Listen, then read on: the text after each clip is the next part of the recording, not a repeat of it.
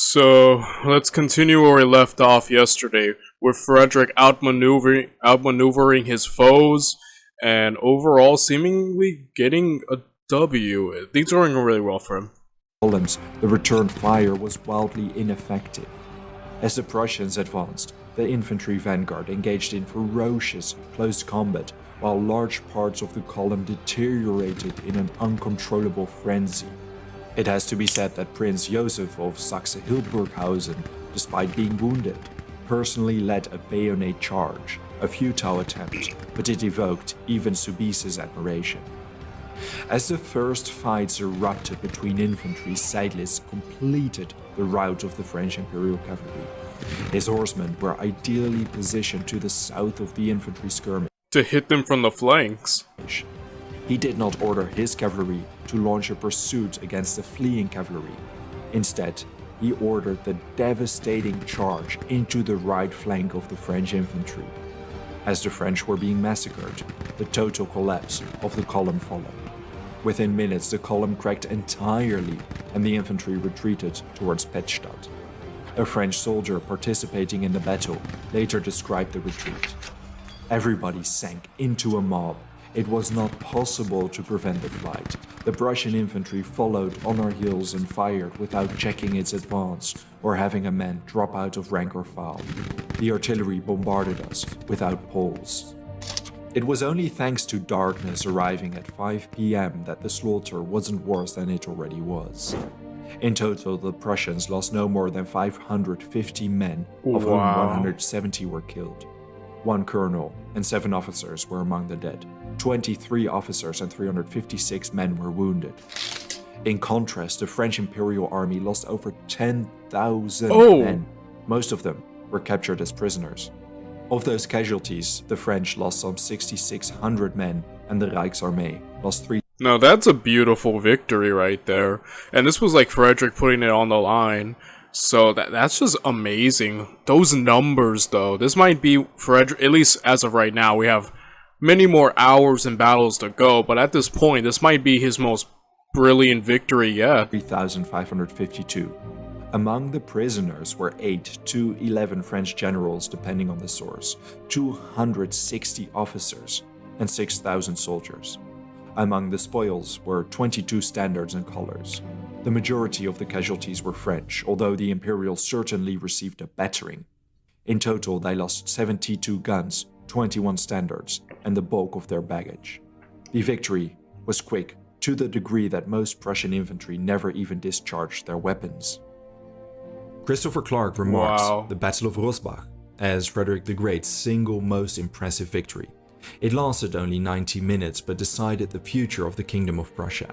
That night, Frederick wanted to lodge in the nearby castle of Burgwerben, only to find it was filled with injured French officers. So instead, he lodged in a servant's room in the village. Clark writes, "In France, the alliance with Austria, and especially the abject defeat at Rosbach, played disastrously with the home public, raising doubts about the competence of the Bourbon regime that would preserve until the revolutionary crisis of the 1780s. A letter by the French foreign minister, Cardinal de Bernis, observes, "More than ever before, our nation is outraged against the war. Our enemy, the King of Prussia, is loved to the point of distraction. But the court of Vienna is hated because it is seen as a bloodsucker of the state." One day after the battle, Frederick wrote to his sister, "That was a tame battle. I can go to my grave in peace because the reputation and honor of my people have been saved. We may still be overtaken by misfortune, but we will never be disgraced." Perhaps the battle indeed was tame to him, but it did change the fortune of his kingdom. Whereas everything had gone wrong for Frederick at Kolin, everything went right at Rosbach. The Prussian army and Frederick the Great's reputation were vindicated. Important caveat when That's what you just call a great comeback, because so far the Prussians have been suffering a lot of L's, and this was meant, I think Frederick, like last video, we kind of established Frederick was a bit kind of seeking death in a sense, because he was kind of starting to become depressed, and I think this is just a great turnaround, and I'm thinking, granted I don't know how the rest of it's gonna play out, but I feel like this is definitely the turning point. I mean, it has to be, right? Where Prussia's fortunes start to flip, because it feels like Frederick is on his way to making a great comeback and snatching victory from the jaws of defeat. Considering this comparison, Blenning writes, a major difference, of course, lay in the relative caliber of Frederick's opponents. At Kolin, he had faced battle-hardened Austrians supported by Saxons seeking revenge for the humiliations inflicted on them by the Prussians during the Second Silesian War. At Rosbach, the French were exhausted after a long march across Germany and disorganized by the persistent looting for which they had become notorious. Okay, I guess so, yeah. I mean, yeah, I guess so. And I think at Colin, he was definitely facing someone familiar with him and who had studied him. And again, the morale, I suppose, does play a bit. But I still don't want to take away that victory from Frederick. It was a good comeback, I think. I don't want to, you know, make it less than it actually is, because I do think it still is impressive. Even the French commanders were demoralized. A surviving letter by the Count of Saint-Germain does not leave much unsaid. No doubt, you, like me, were able to predict the Rosbach disaster 5 months ago. Never has there been such a defective army, and the first cannon shot determined our route and humiliation. I am leading a gang of robbers, of murderers fit only for the gallows, who run away at the sound of the first gunshot, and who are always ready to mutiny. The king has the worst infantry under the sun, and the worst disciplined. There is just nothing to be done with troops such as these. Rosbach meant Frederick and the Kingdom of Prussia would live to see another day, but to the east, trouble was brewing. As Frederick soon ordered his victorious but tired army on a grueling march to the east. There, exactly 1 month after Rosbach, he would meet the Austrian army at Leuthen. Again, he would be heavily outnumbered. And again, it would be a battle determining the future of Prussia.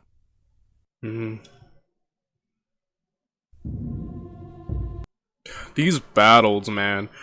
Prussia is just going against the odds, but now he's once again facing his arch-rival, the Austrians. I wonder if he's gonna face the same commander who defeated him.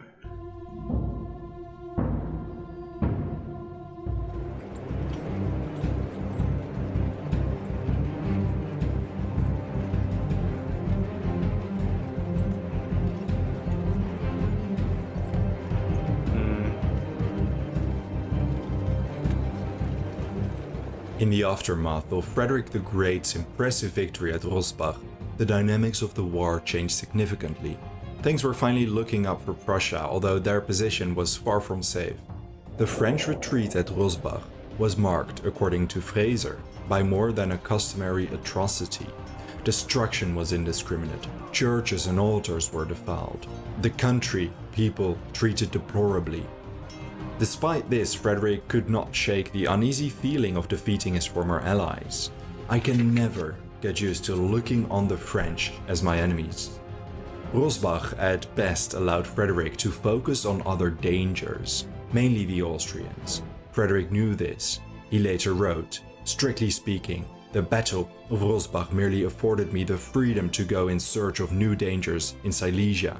Upon his success, Frederick's cousin, King George II of England, reconsidered the Peace of Klosterzeven and rejoined the war on Prussia's side. His son, the Duke of Cumberland, had been a disappointment. Frederick knew just the man for the job. Frederick's brother-in-law, Ferdinand, Duke of Brunswick, took over. His British-financed army would control the Western Front, fighting several iconic battles. So the Western Wow, things are looking up and up now that the British have joined back in. Okay, Frederick ain't completely alone anymore. You know, he actually has a pretty strong ally in the UK once again. So things are looking pretty good here on the West, actually. Like I said, the fortune is starting to come back to Freddy. northern and eastern fronts of the war were relatively under control, for now. But that did not mean Frederick was free of worry. The Austrians were dead set on crushing the Prussian army in Silesia. Silesia lay more or less open for them after the Austrian victory at the Battle of Moys. Sure, Bevern fought all the way during his retreat, but heavily outnumbered, there was not much he could do. His retreat sacrificed strong points of defense. As Trolls pursued Bevern with the characteristic Austrian sluggishness, he dispatched a 12,000-strong force under Ernst Dietrich Breyer von Marschall. He held Lusatia, protecting the flank of the Austrians moving into Silesia. One day after his victory at Rosbach, Frederick collected his tired and his worn-down army, likely no more than 15,000 men. A grueling march lay before them. Autumn and early winter were an unusual time for a campaign such as this one, but for now, the mild weather assisted him. Prince Henry maintained Leipzig, and Keith took an army of equal size to make a feint attack against Prague and hopefully split up the Austrian army. We have to briefly look more in depth at the Austrian operations in Bohemia, Silesia and Saxony the month before Rosbach. Already in October, worrying information reached Frederick. Early that month, General Nadashdy laid siege to the iconic fortress of Schweidnitz with some 43,000 soldiers and plenty of big guns. Bevern did manage to successfully pull back to Breslau. However, Breslau was in a very poor shape. Its population wasn't pro-Prussian and its walls and defenses were crumbling. Bevern decided to entrench his army in the southern suburbs of the city. All this happened in early October, but as we have come to know the Austrian campaigning, it stagnated thanks to the slow decision-making. This window provided Bevern with a very welcome opportunity to prepare for the approaching battle. As for Schweidnitz, the fortress held out against multiple assaults and continuous bombardments for over a month. They did not surrender until November 12, after inflicting heavy casualties against the Austrians. But the fortress was reduced to mostly rubble. The Austrians won. They captured 180 guns, 48 colors, 333,600 thalers, 2 months' worth of rations, and nearly 6,000 prisoners, among them 4 generals and nearly 200 officers. The Austrians lost 3,000 men, of whom 1,200 killed. This opened the road to Breslau, and it freed Nadashdy's troops. They joined Prince Charles's army, which now numbered over 80,000 men. Man, yeah, these numbers aren't looking good. They really, obviously, Silesia has been kind of like a main objective for the Austrians. And yeah, Frederick is gonna have to move, as he's just said, super quickly, but his army's exhausted. So even if he gets there, like, the conditions of if he were to give them a battle, don't look that optimal, because he's already, like, kind of a war. You know, his men, like, need rest, you know, they're just human. So I'm wondering how, like, he's gonna overcome it. Like, already being outnumbered's one thing, but facing the enemy with an exhausted army, assuming he gives them a battle right away, which seemingly, like, he would have to, right? I mean, they're making great headway into Silesia right now, so... And Frederick can't afford to lose that, so... I guess we'll see. When news of Schweidnitz's capitulation reached Frederick, he was livid. He wrote Bevern he blamed him personally for the loss of the fortress since he didn't mount a relief effort. If Bevern and Generals Friedrich Kiau and Johann Lestwitz continued to act like old hogs, they would answer with their heads, as would all other generals who allowed themselves to be ruled by cowardice. Holy crap, he really called... I love Frederick. Frederick has no filter, I love that about him. And weakness. Meanwhile, word of Frederick's victory at Rosbach reached the Austrian camp. They realized the Prussian king would surely attempt to thwart their advance. Prince Charles did not feel like fighting in front of Breslau, but Maria Theresa and Dawn overruled him. When Frederick arrived at his quarters close by, heavy bombardment and gunfire were audible. He didn't know it yet, but later learned the Austrians stormed Bevern's camp in what became the Battle of Breslau.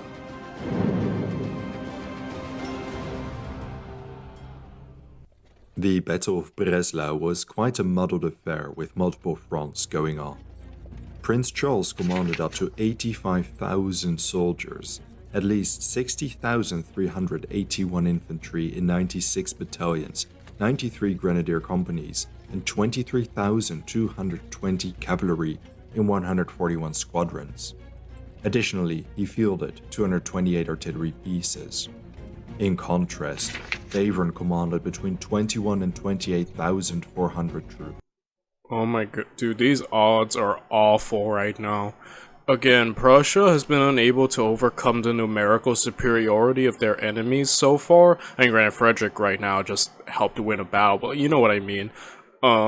Usually, while the Prussian troops can inflict heavy damage and put up good resistance, ultimately they can be overwhelmed, as we've seen multiple times. And it seems like this is another prime opportunity for them to be overwhelmed just by superior manpower. 40 battalions and 102 squadrons. The Prussians were significantly outnumbered. However, the Oder and Lohe provided impossible defenses. Bevern positioned the Prussian army between Kosel in the north and Gräbchen in the south. His lines extended to Neudorf in the east. His army was snugly entrenched with infantry defending strategic villages.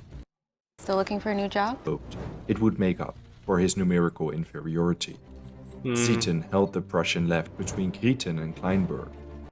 Okay, so it seems like the Prussians are gonna rely on, you know, a more defensive battle, which is smart, and using natural defenses, and yeah, I guess the objective would be just to repel the Austrians' attack and hold the line, essentially. Depends how these natural defenses do. We've seen natural defenses overcome, but if these hold up well, then this might work out.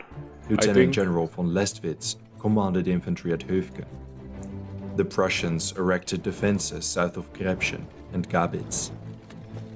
The battle was preceded by 2 days of heavy artillery shelling from both sides.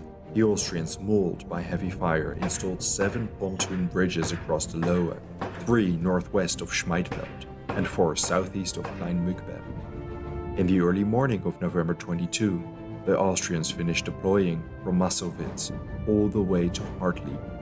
The cavalry followed the infantry, Charles on the left, Nadashdy on the right. The reserves under General Witt deployed behind Großmückbern.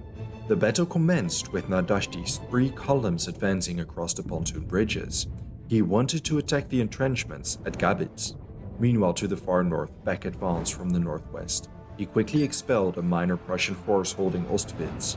Then he installed 3 artillery pieces on the banks of the Oder, launching volleys for the remainder of the day. The Duke of Bevern did not believe Charles's main attack would be across his western flank, reinforcing Zieten's flank. Nadashdy's grenadiers launched an attack against Kleinburg. Alright. He miscalculated, and now he's having to quickly move. Neither commander dared to commit their full force. The outnumbered Prussian battalion defended the village with vigor. Battle continued for a while, but they ended up yielding the village and took their positions to the north. When the infantry to the north launched a counterattack, the Austrians fled the village. Zieten's hussars chased the fleeing Austrians. Nadashdy ordered his entire army to retreat to their original positions. As the status quo returned, Zieten relayed to Bevern how Nadashdy's sizable force would surely attempt another counterattack.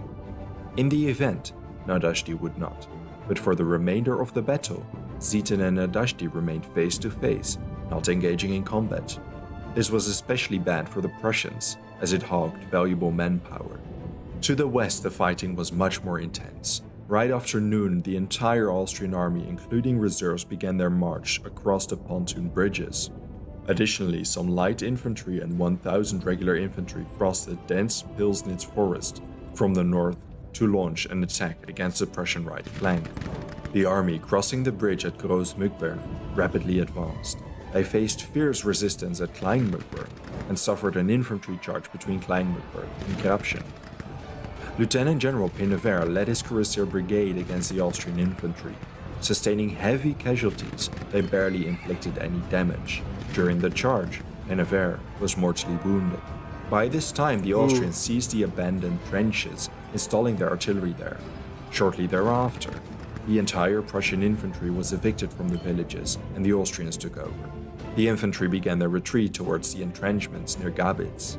Bevern ordered several cavalry squadrons to launch another cavalry charge against the Austrian grenadiers holding Gräbchen.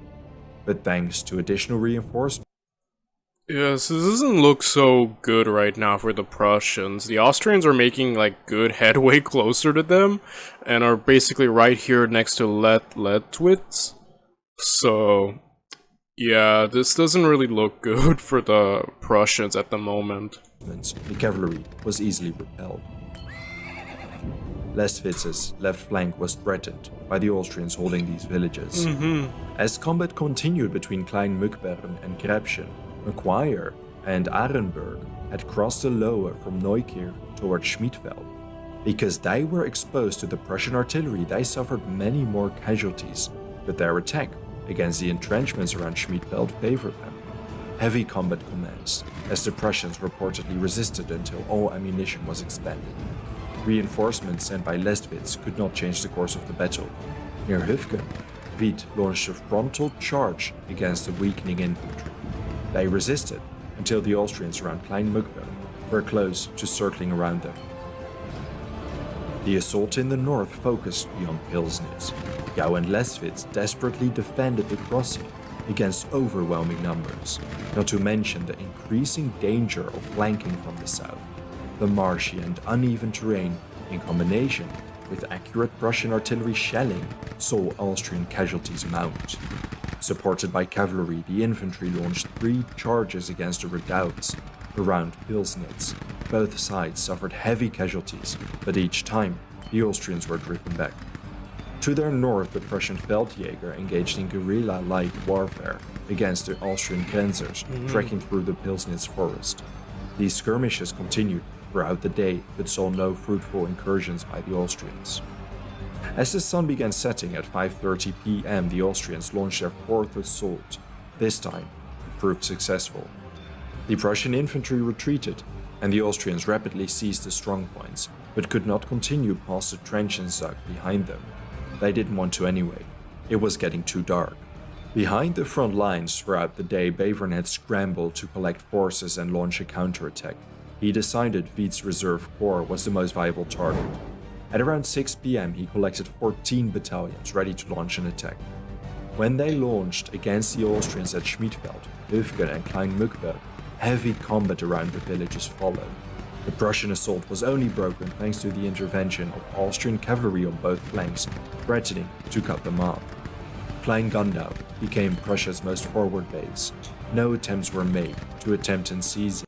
I have to say that I think while the Austrians seem to be doing incredibly well, and even kind of like seemingly really pushing past the resistance of the Prussians, as you see, like the Prussians are being pushed back very heavily as they basically lost, as they managed to cross the rivers, you know, and already kind of establish a much closer presence to the Prussian home base, and even resist the Prussians trying to take back these villages. So again, like, probably the numerical superiority is playing a huge part, plus like the cavalry and whatnot, but things don't look to be going very well for the Prussians. Yeah, like I said, the situation seems very dire and bleak at the moment. Like, I'm wondering if they're gonna have to fall back, because they are like losing a bit of manpower that they can't really afford to at the moment. The armies fought for 15 hours that day. The front extended 11 kilometers. It can safely be said the Austrians had the upper hand, but the Prussians fiercely resisted, despite being outnumbered nearly 3-1. Only Zieten's wing maintained its original positions, thanks to Nadashti's inaction. It is unclear what happened that night. Some sources indicate Bevern wanted to launch a counterattack the following morning. Other sources indicate he ordered the general retreat. All that is for sure is that during nighttime, in utter silence, the Prussian army began its retreat via Breslau across the Oder. General Lestwitz and 10 battalions remained behind to defend Breslau against the inevitable siege. The casualties were significant. The Prussians lost 6,350 men, at least 800 killed, among whom 1 general and 150 officers. 3 generals were mortally wounded. Another 3,800 men deserted. and some 700 were captured. In total, the Austrian casualties numbered some 5,800. 649 soldiers and 44 officers were killed. 235 officers and 4,464 men were wounded. Another 460 went missing. They lost 1 general and 6 wounded. Those who answer the call of the To Stettin, I say, your official post in time of peace. Command me the invalid garrison there. You are fit for nothing better. Dang. The way the Battle of Brest. Yeah, to be fair, the odds were already bad, and like, again, I think definitely they just got overwhelmed by just that manpower, you know? Like, the odds were just too bad. Sometimes some odds you just can't overcome. And, well, probably pulling back was the best move. Breslau ended was perhaps a bit sudden and definitely wasn't a traditional victory or defeat. The retreat, though arguably understandable, did not sit well with Frederick. The Prussian king was close to the battle after all. Bevern certainly felt his wrath. It just so happened, as he retreated, Bevern received the king's opinion on the fall of Schweidnitz. He could guess the king's response to his retreat from Breslau. That night, Bevern stumbled upon an Austrian outpost. He supposedly mistook it for a Prussian outpost and allowed himself to be captured. It is generally believed this was done on purpose in order to avoid the likely capital punishment Frederick threatened him with. Wow. Yeah, at that point, Frederick does seem terrifying. I mean, the dude really, like, cussed out his brother and then got rid of him, so... Yeah, like, Frederick ain't the kind of guy you want to upset. That's kind of just funny. Like, you know what? I'd rather be a prisoner than to be for Frederick to chew me out. Just throws himself to the Austrians. Bevern was eventually taken to Vienna, and after 1 year, he was later released without asking for ransom, thanks to his family ties to the royal family. Upon his return to Prussia, Frederick appointed him as governor of Stettin, but not before again fighting on the Prussian side, though the king continued to despise him. The capture of Breslau added another one, and frankly the final, Silesian stronghold to the Austrian tally. They controlled the province now. To the west, Frederick commanded an army outnumbered at least 3-1, just like at Rosbach. The future of his kingdom depended on what happened next. Against all rules of warfare, Frederick decided to seek the confrontation with a much larger army. It culminated in the legendary Battle of Leuthen.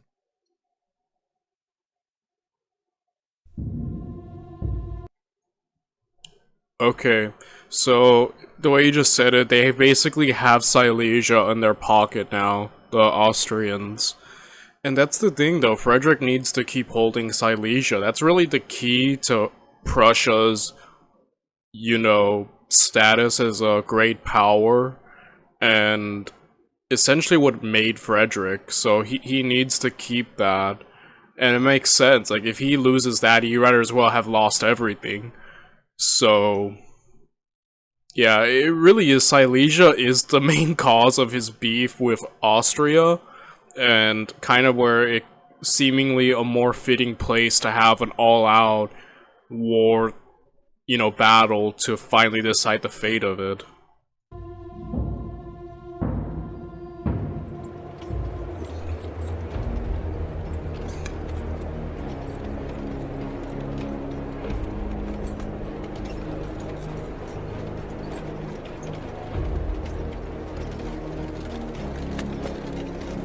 Ooh.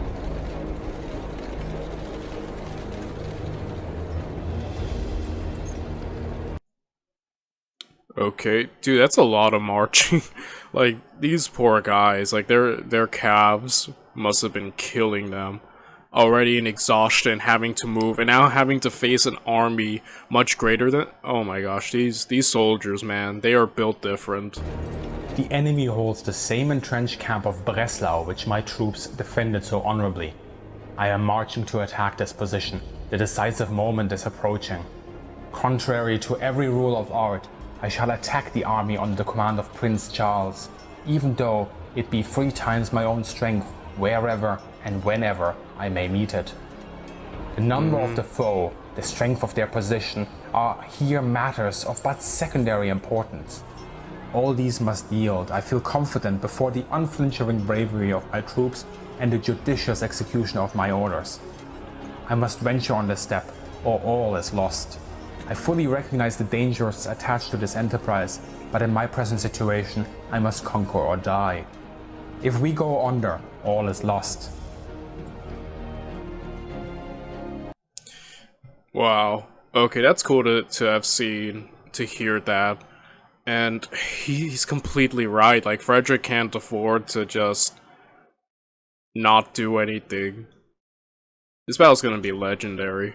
In late November, dispatches reached Frederick of the Duke of Bevern's retreat after the Battle of Breslau. Frederick was livid, and he ordered Bevern to relieve the city, or to face capital punishment. Within 3 days, the remaining garrison surrendered Breslau, and Frederick learned the Austrians captured Bevern. All major Silesian strongholds, his exquisite defense against any invasion from the south, were in Austrian hands. Describing the situation as serious is an understatement. His army camped at Parchwitz for a week until December 4th. It became the central hub. Meanwhile, in the Austrian camp, Prince Charles learned of Frederick's position at Parchwitz. He figured, heavily outnumbering the Prussian king, this was the time to strike. Disregarding advice for caution, he wanted to strike at Frederick fast to prevent him from fortifying his position. He sent the army's bake ovens and a small corps ahead. Espray writes that Charles did not even consider the possibility of Frederick attacking him. On December 2nd, Zieten's column of demoralized... Yeah, probably a big mistake. Though, I have to say though, like, it's perfectly logical that he's kind of thinking like that. I mean, Frederick is beyond outnumbered, you know, obviously, probably leading an army that he probably figures is not, completely well rested, but also not completely entrenched. So, wants to prevent that, wants to try to seize initiative away from Frederick.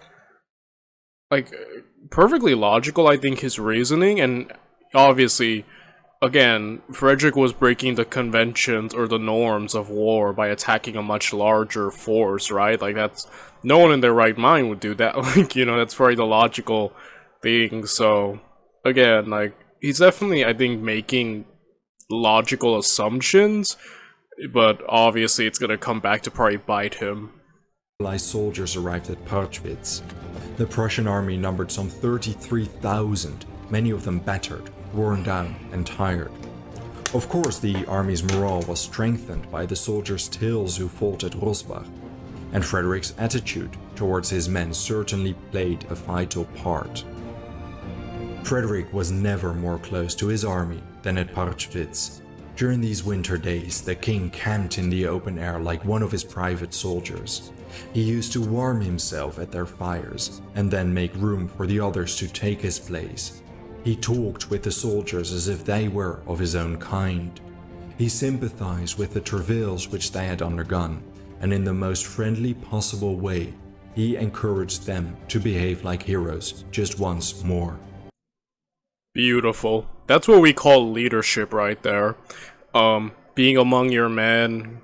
And, you know, we see this a lot, like with Alexander the Great, Napoleon, great leaders who kind of partake with the suffering and, you know, of their men and kind of lower themselves to the common soldier's level. I think is just beautiful. How could you not respect a leader like that? The constant desertions of forcibly enlisted Saxons and other uncommitted soldiers left Frederick with a loyal, battle-hardened force. On December 3rd, Frederick himself, approaching exhaustion, prepared for the assault against the Austrians. He promised his drained men wealth and promotion. He expected the Austrians to barricade themselves around Breslau, utilizing its strong natural fortifications. In the early morning of December 4th, The Prussian army departed. Skirmishes with Austrian hussars revealed the Austrian army was close, but nowhere to be seen. It wasn't until that evening Frederick learned the Austrians abandoned their stronghold around Breslau and they were within a day's marching distance. Frederick couldn't believe his luck. The plain they held was the same plain the Prussian army conducted its autumn war games. They knew it through and through. Wow. Talk about luck, the home field advantage as it were, or like the geographical advantage.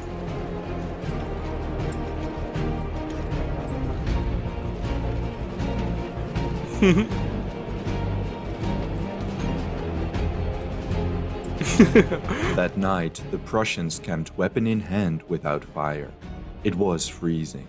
In the distance, they saw the enemy's campfires. Frederick fielded around 12,000 cavalry and 128 squadrons, slightly under 23,000 infantry, and 160 artillery guns. At 4 a.m., the army awoke in silence and began their march in 2 infantry columns, flanked by cavalry on either side. Frederick rode among the vanguard with hussars and light Jaeger infantry. When the morning mist faded, a wide, open plain covered with light snow appeared. Frederick could likely name every village in the region, allowing him to give his subordinates clear instructions for deployment. Frederick reached the village of Born, where the Prussian cavalry engaged in a slight skirmish against Austrian and Saxon hussars. These were quickly routed. There's DIY, and there's Prisoners were taken. 3 infantry battalions held Born while Frederick climbed the Schönberg. Here, he saw the Austrian deployment, a vast line from north to south, spanning some 8 kilometers, faced him. The Austrians had just finished deploying. Earlier that morning, the Austrians were marching when news of Frederick's advance reached them. It caught them by surprise. 2 lines extended from Nippern to the south of Leuthen. To the left rear, Nadashti manned the reserves. The Austrian army was significantly larger than Frederick expected. Prince Charles commanded between 65 and 70,000 troops. 5,000 of them were irregulars. The Prussian vanguards marched towards Born led Charles to believe the Prussians would attack his right flank. This flank was protected by the Zettelbusch, the only extensively wooded area of the plain. Meanwhile, the Austrian left did not enjoy many natural defenses. In addition, the Sophienberg provided a perfect cover for his army to maneuver itself to the Austrian south. Heck yeah. Okay, so they expect from the right, but old Freddy is going from the left. Flanking maneuver? A flank, perhaps? But yeah, already he's outmaneuvering his enemy. Noticed. For his plan to work, the Austrians had to be convinced he was attacking their well-defended right flank.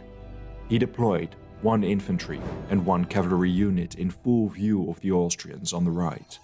Charles saw these maneuvers and called 9 infantry battalions from the south to augment his right flank between Nippern and Fröbelwitz.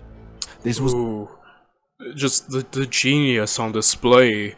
Like, Freddy is getting them completely off guard. I keep calling him Freddy, I know, but that's my nickname for him. So, but yeah, man, just like already outmaneuvering them, outwitting them, just the genius on display, the maneuvering, the wit, and it's just so far. If this works, this is just great. Things are going really kind of great right now. It was over an hour of hard marching away from the southern tip at Sachschutz. As the Austrian infantry moved from the south to the north, the exact opposite happened, behind the hill. It was past noon when the first Prussian columns reached Lobetins, removed from the Austrians' view. The columns swerved to their left, approaching the Austrian flank. Zieten rode far in advance towards the final line of march near the Schweidnitzer River. With the Prussian columns moving into their positions, Frederick rode towards Radaxdorf to observe the enemy. Prince Charles noticed the Prussian maneuver, but initially figured it was a diversion. he ordered the second line of infantry to break up and move to the south to augment the southernmost lines. These Wow. He completely miscalculated. He's making all the wrong mistakes, Charles. were held by German auxiliaries. The mobile Prussian artillery positioned itself on the Glanzberg. Around this time, Moritz of Anhalt-Dessau warned Frederick that in midwinter the days were very short, and it was already past noon. Frederick agreed, and he gave the order to attack. He warned all his regiments to advance slowly, leading to a textbook oblique order formation, with his right flank engaging in battle first. The German auxiliaries at Sachschutz received the brunt of the damage, putting up surprisingly fierce resistance. They realized they were outnumbered, and many on the left flank broke. Nadashdy countered Zieten's charge, and fierce combat broke out to the south of Golau. Meanwhile, the Prussian artillery opened fire, tearing into the Austrian lines. Zieten's cavalry proved to be too strong, and Nadashdy's cavalry broke. Charles realized he would not be able to remedy the southern flank with his reserves, so he ordered his entire army to bend to the south. Yeah, but they have to move like hours to get there now. Again, Frederick completely outflanked them. The oldest trick in the book, but I guess we'll see if they move quick enough, but right now it seems like this flank is about to completely crumble from just the Prussians' momentum. Austrians formed up in a line through Leuthen. Meanwhile, the mobile Prussian artillery deployed on the Butterberg and Judenburg, opening a devastating volley of fire against the Austrian lines. It was 3:30 p.m. when the second phase of the battle commenced. The Prussians launched a renewed assault against the newly formed Austrian line. The fiercest combat concentrated inside Leuthen, where savage door-to-door fighting broke out. Some Prussian battalions were beaten back, but the Prussian artillery compensated by opening a deafening barrage against the village. After half an hour of fighting, the Prussians seized a burning Leuthen. However, strong resistance behind the village continued. Then, the Austrian cavalry swerved down from the Austrian right. If successful, they could have easily turned the tide of the battle and crushed the Prussians from their land. Yes, because just look at how this momentum from the flanking maneuver has just completely crippled so much and taken so much of the Austrians. Like, they're being shattered right now because they were not ready for this. Just goes to show you the power of positioning and movement. But stationed nearby Radaxdorf, Lieutenant General Georg Wilhelm von Driessen commanded the reserve cavalry. Uncommitted and noticing the Austrian charge, he launched a countercharge. His cavalry clashed with the Austrian right flank. Heavy combat broke out as the Austrians attempted to find their footing. When it appeared the fighting would shift in the Austrian balance, the additional Prussian cavalry reserves came to Driessen's aid. The Austrian cavalry crumbled before the Prussian cavalry charged into the Austrian infantry lines north of Leuthen. Entire battalions threw their weapons away. That was awesome. This is GG, man. There's no way the Austrians can rebound from this. Again, man, I can't believe he won through the flanking maneuver. You know, I keep saying this like as a joke. It's the oldest trick in the book, but it really is. Just the amount of times we've seen it. You have to admit, I don't even think it's a joke anymore. It's just a fact. But yeah, this was just, everything went perfect. Completely caught the enemy off guard. Completely outmaneuvered them, outwitted them, outfought them. This is just flawless. Everything. Frederick did everything correctly. Like, just beautiful. Mwah. Chef kiss. And fled, or surrendered. Any soldier who attempted to make a stand was overrun by his comrades fleeing for their lives. The entire Austrian army collapsed into a rout. Driessen's cavalry provided the nail in the Austrian army's coffin. Against the odds, Prussia emerged victoriously. Darkness soon set in, and the surviving Austrians fled towards the Bohemian hills. In total, the Prussians suffered 6,382 casualties, about 1,200 dead, and the remainder wounded. the Austrians lost 22,000 Ooh. men. Over 12,000 were captured. Over 3,000 My goodness, complete disaster for Charles. dead and 6,000 to 7,000 wounded. 17 generals were among the dead and wounded, and 116 pieces of artillery and 51 standards were seized. They lost up to a third of their effective army fielded against Frederick, an enormously high percentage. At IHG Hotels and Resorts, you can expect.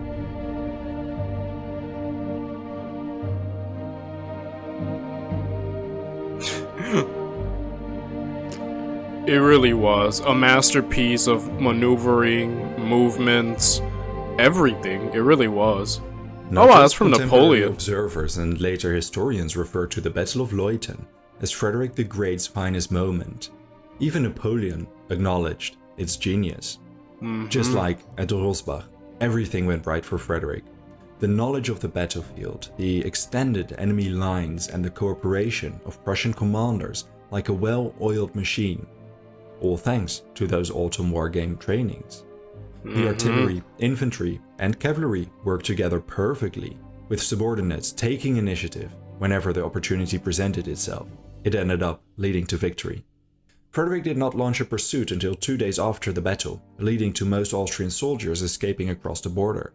Some sources indicate these didn't escape, but rather were pushed by Frederick's belated pursuit.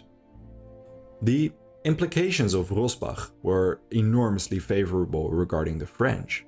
The implications of Leuthen made an astronomical difference. Frederick faced down and beat a high morale, well-equipped, and recently victorious army. If the Austrians had beaten him, the Kingdom of Prussia would have been no more. There was no alternative to victory. After the defeat, the Austrians retreated into Bohemia. They still held Schweidnitz and Breslau.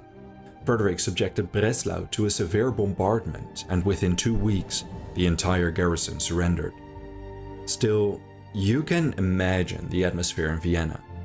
Every face is marked by anguish and panic, and the general dismay is much more intense than it was back in May following the defeat at Prague.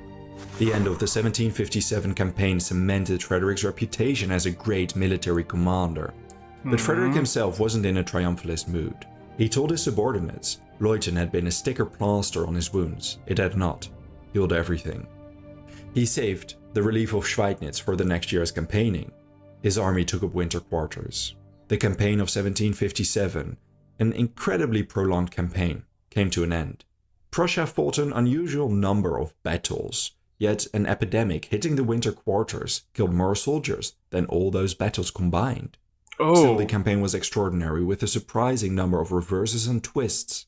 Frederick himself referred to it as a campaign that was like 3 in 1. But the war was far from over, and the next year would bring renewed warfare, reverses, and twists.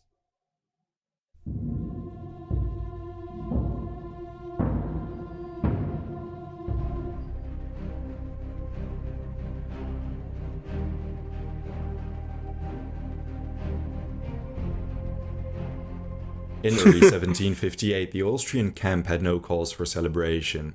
In September the year before, Prince Charles commanded up to 90,000 soldiers. By winter, these melted to under 30,000, with over 40,000 soldiers taken prisoner and countless numbers of baggage, provisions, and weaponry lost.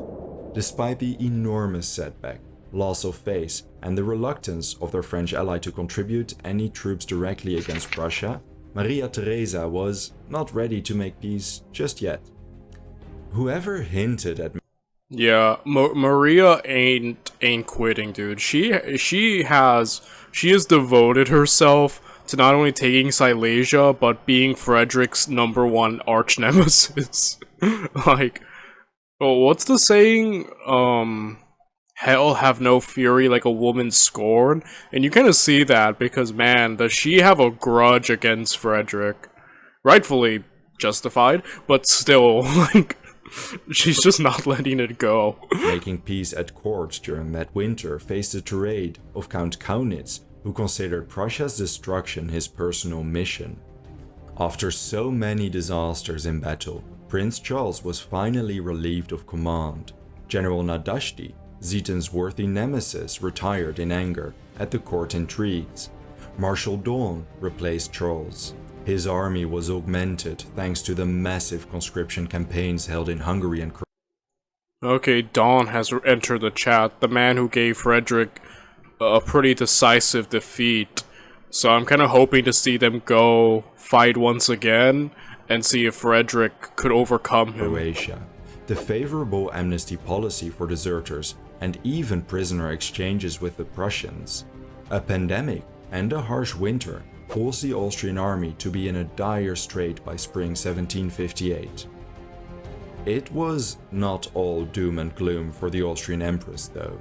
The Russian Empress was like-minded when it came to Prussia's destruction.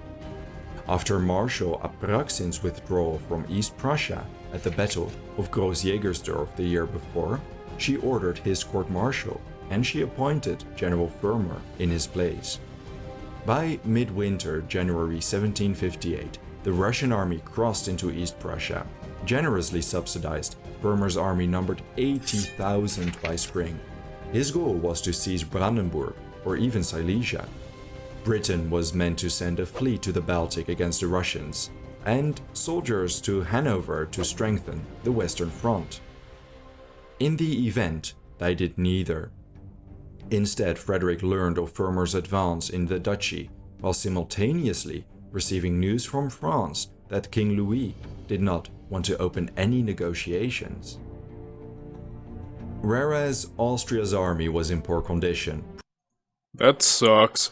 The British aren't gonna help old Freddy boy, and no one wants to make peace with this man. Everyone is determined to kill him.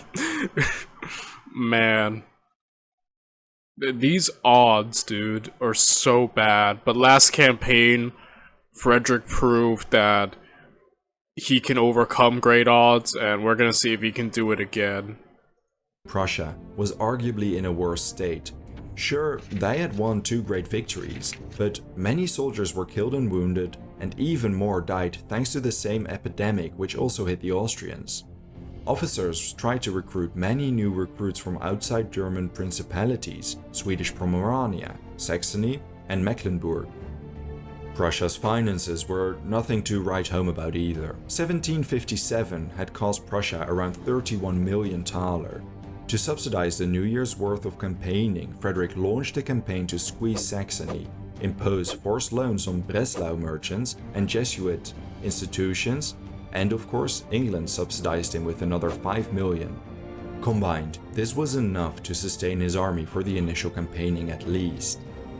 Now, it wasn't Frederick, but it was his brother-in-law Prince Ferdinand of Brunswick who opened the 1758 campaign. Commanding a Prussian Hanoverian army, Brunswick launched a lightning campaign. First, he pushed the French army commanded by Louis de Bourbon, the Count of Clermont, across the Rhine. This allowed Frederick to concentrate on the Austrians. Conjuring up an ambitious strategy, he wanted to invade Moravia via Silesia.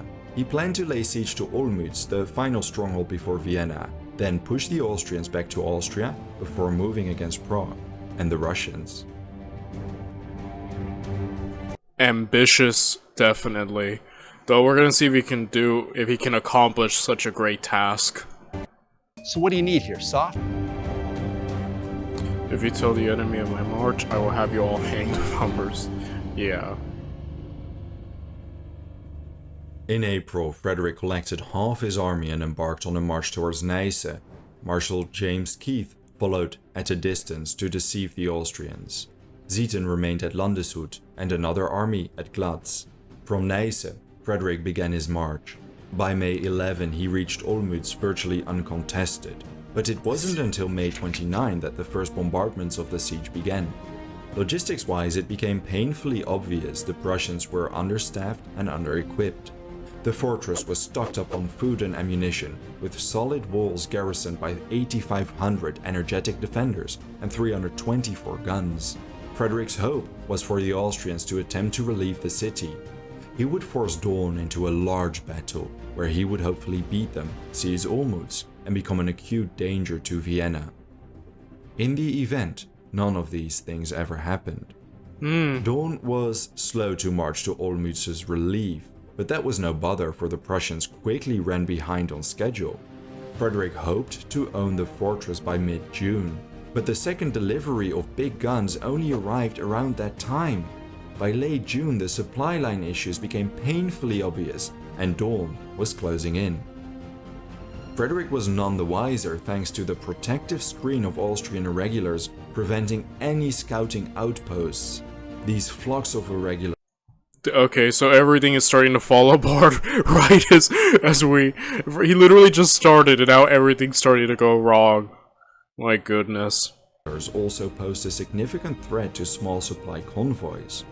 As Olmütz was weakening, this final artillery batch would prove the decisive blow.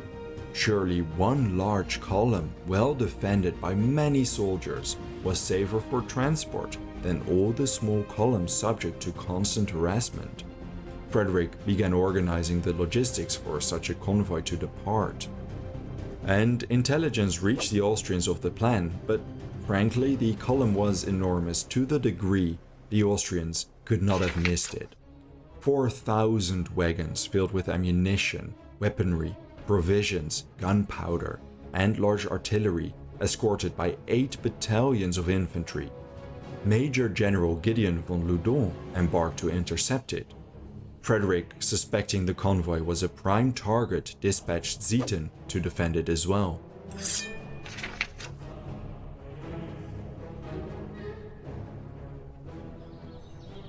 The Prussian convoy departed from Bauch on the morning of June 28. Besides 4,000 wagons, 2,500 head of cattle traveled along as well, protected by nearly 11,000 soldiers, 1,341 cavalry, and 8 infantry battalions, mainly comprised of levied recruits and recently recovered veterans. The column's total length was over 45 kilometers. The roads were in very poor condition. Loudon shared command with General Josef von Ziskowitz. Loudon positioned himself at Güntersdorf. He commanded around 6,000 men, 4 infantry battalions, some dragoons, hussars, and an artillery battery. This would not be enough to face the Prussians. Ziskowitz got lost on his way to Güntersdorf, and his army ended up somewhere between Herlsdorf and Nuremberg, to the south. But disregarding Ziskowicz's absence, when the convoy approached, Loudon decided there was no time to waste and launched an attack. The column's advance guard trekked towards the village when Austrian infantry and artillery opened fire. Lieutenant Colonel von Mosel mounted a spirited defense. A prolonged firefight between infantry and artillery continued, with the Prussians unable to advance toward the city, and the Austrians unable to inflict decisive damage. Eventually, outnumbered and not seeing any opportunities, Loudon retreated towards Barn. Due to the lack of cavalry, the Prussians did not launch a pursuit. After a few hours, Zieten arrived with his corps. Reinforcing the column, they took their time to repair the damage. They outnumbered Loudon after all. On the morning of June 13, they re-embarked on their march, confident they would repel Loudon's attacks, since he did not outnumber them. But in the background, the Austrians had prepared a second attack. Ziskowitz, who got lost in the woods, finally took position between Herlsdorf and Nuremberg. Sprinkled with hills and woods, it was ideal for his infantry to hide. Loudon moved to the south from Barn. When the Prussian vanguard of nearly 5,000 soldiers and 250 wagons passed, Ziskowitz ordered his men to lay dormant. The main body following was their prime target. Once the vanguard of the army... They have the element of surprise, and assuming they just break through on each side, yeah, the Prussians are gonna have to fight on multiple fronts, I'm assuming. And they really need this. Frederick really needs this for his siege right now, so it's like, if they lose this, he's kind of in a really bad position. Like, his campaign and its plans are already being faltered, but like, it'll be even worse, you know? Passed, the artillery on the hills opened a deafening volley of fire. South of Neudorfel, battle cries shook the main Prussian column. Artillery lit up the column while Austrian infantry launched volleys of fire. Prussian infantry defending the baggage train hastened to protect whatever they could. Savage fighting broke out. The Prussians fiercely resisted, but then, on the other side of the convoy, they heard a terrible sound. From the north, Loudon descended on the Prussians. Dang, the Austrians really caught them off guard. Now attacking on multiple sides. Great trickery on here, like, or maneuvering, I think is the better word to use. But point is, like, he really got them in a really bad, like, position right here. Ziethen's corps manned this part of the line, and his hussars launched a countercharge against Loudon's soldiers. Heavy combat broke out, but the panic was too widespread. Despite a spirited defense, Ziethen's cavalry was bested, and the entire convoy deteriorated into a rout.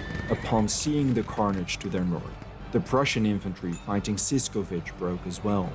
Ziethen's hussars retreated towards Troppau, to the northeast. Many Prussians were captured, and many scattered in the hills and the woods. The Austrians seized over 3,000 loaded wagons. Oh, dang, another disaster. Dude, poor Frederick. This campaign so far has been meddled with really bad news. You know what I mean? Like, this isn't a good start so far. It's kind of like, I'm wondering if it's setting the tone for how the rest of this is gonna go. Because if it is, man, Freddy's got quite the you know, hill to climb. 2,200 horses, 2 million thalers, and 12 heavy cannons, losing only 680 men. They packed everything they could carry on their baggage train and they burned the rest. Besides their valuable artillery and the supply convoy, the Prussians lost between 2,300 and 2,700 men.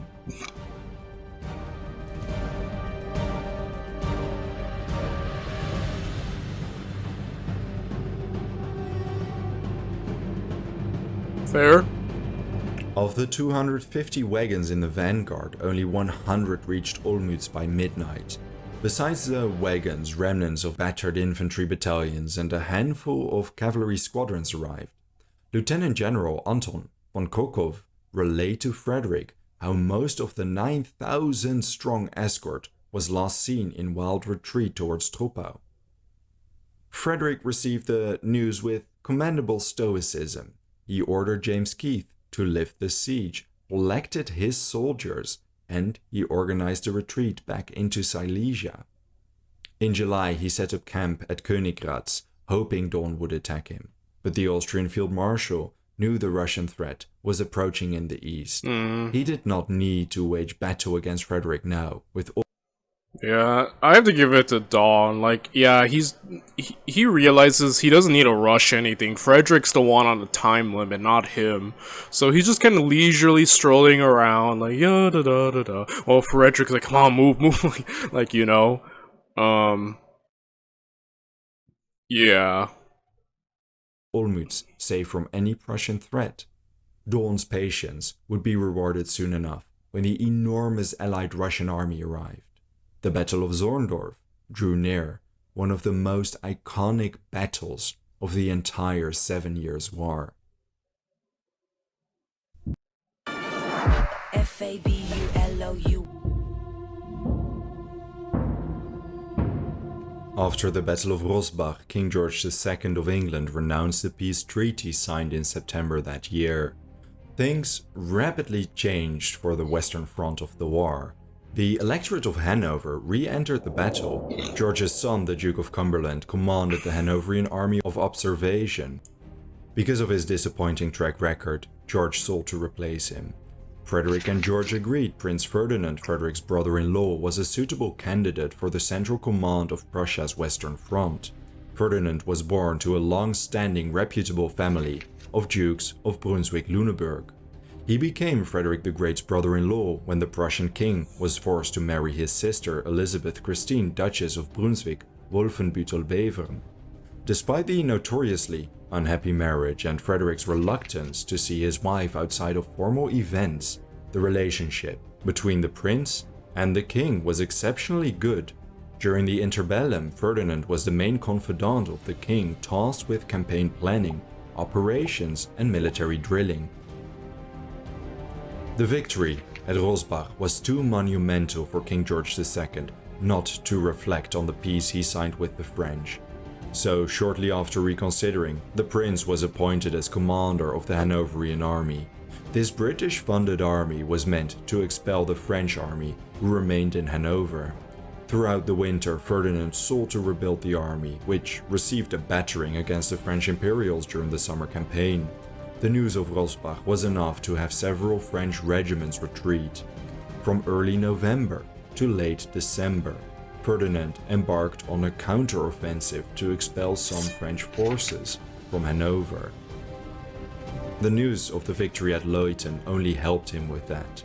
He spent the winter having officers scour the electorates of Cologne and the Palatinate, levying recruits to augment his forces. He also received cavalry reinforcements from Frederick. Formally, Ferdinand only had to answer to King George II. Instead, Frederick bombarded the prince with letters, suggestions, and orders, as if he still were his direct subordinate. His message was clear. Ferdinand was to launch an aggressive assault against the French as soon as the weather allowed it. Interestingly enough, the formally misplaced orders did not seem to bother the prince.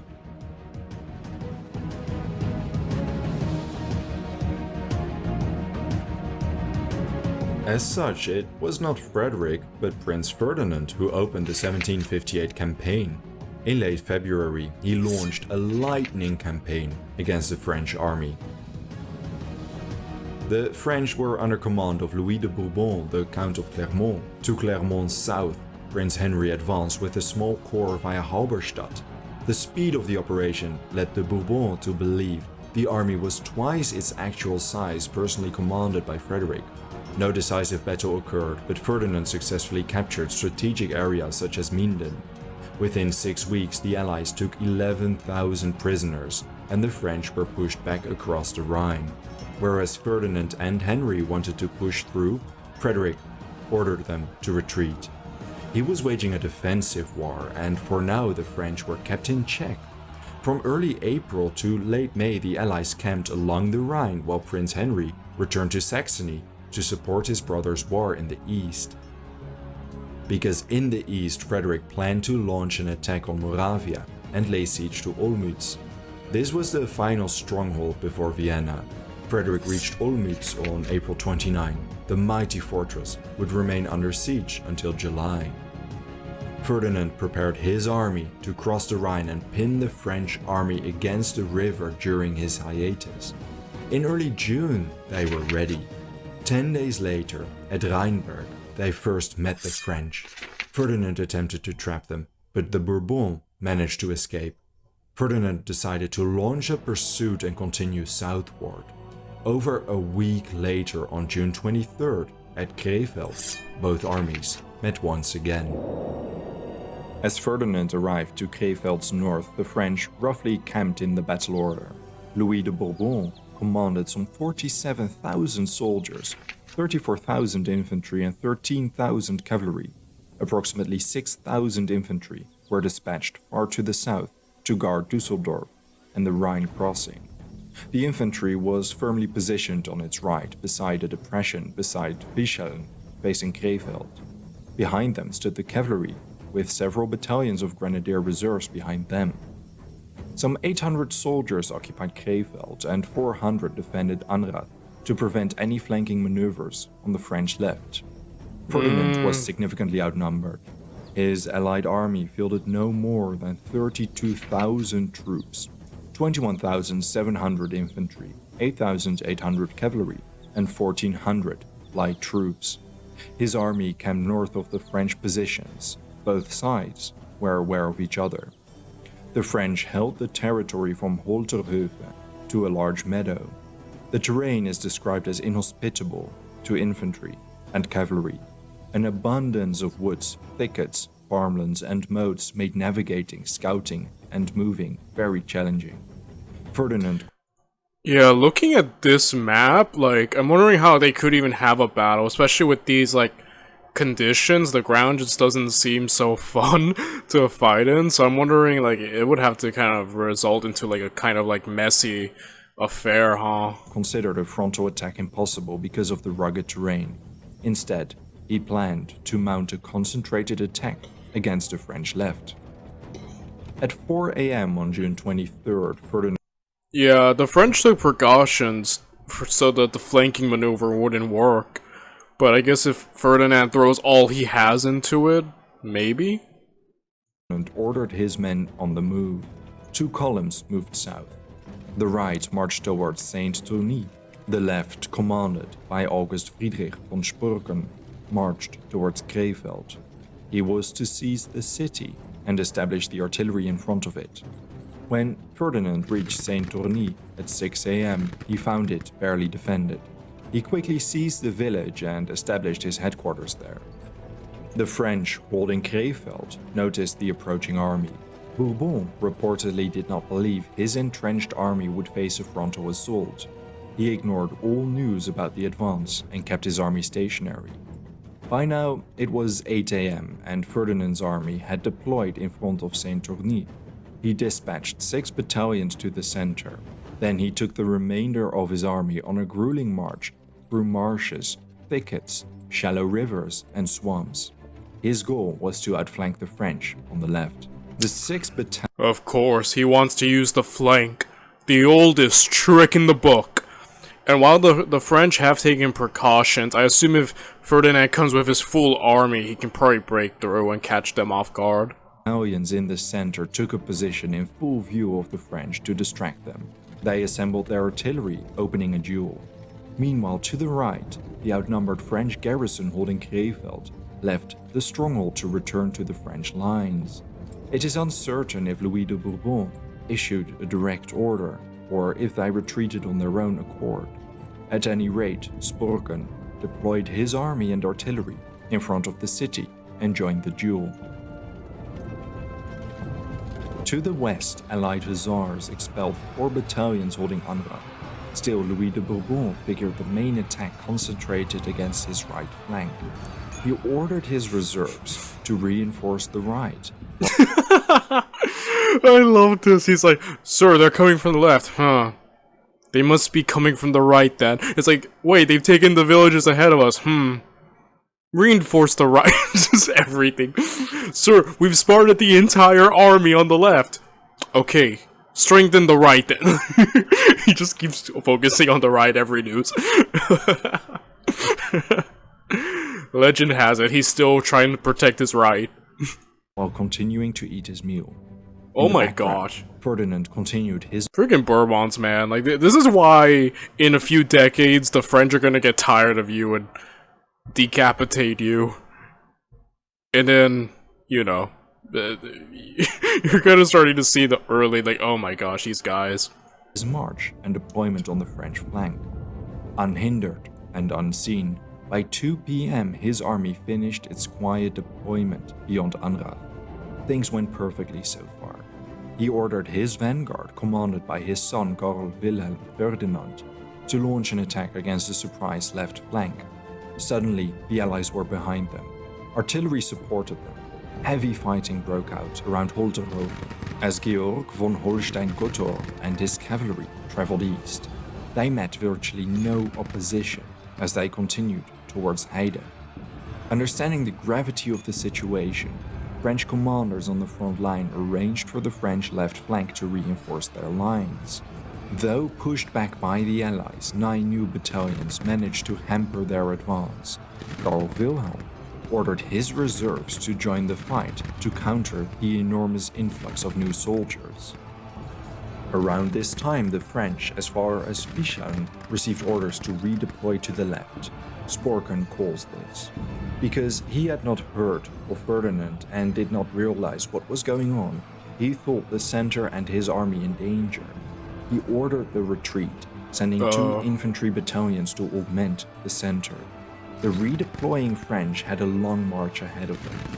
The movement was visible from the church tower in Angra, and Ferdinand sent a dispatch to Holstein to launch an attack across a small opening among the marshes and woods. Heavy infantry combat had been going on for 3 hours now. Reinforcements trickled in, but the French were getting tired. Then suddenly, part of Holstein's cavalry appeared behind. Panic spread among the French lines.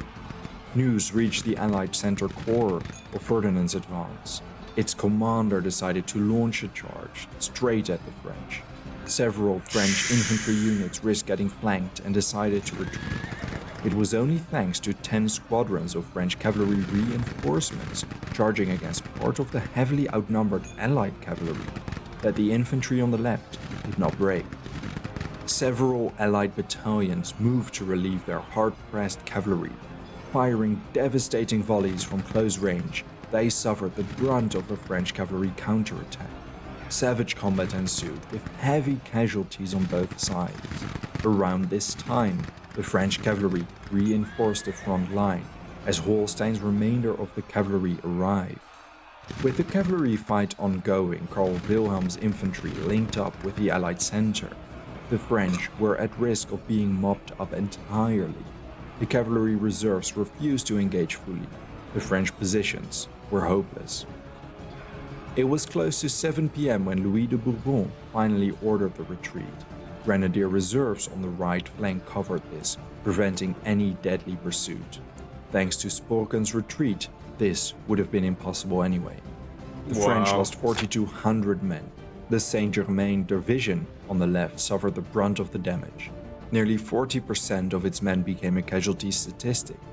8 French regiments suffered casualties to the degree they had to be disbanded or reorganized. The Allies lost 10 officers and 302 men killed, 1,182 wounded, although some sources put the casualty number closer to 2,000.